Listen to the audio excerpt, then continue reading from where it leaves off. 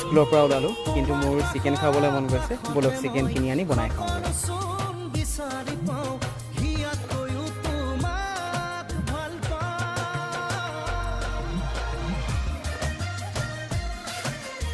ব'লক তেতিয়াহ'লে আমি এতিয়া চিকেন বনাওঁ।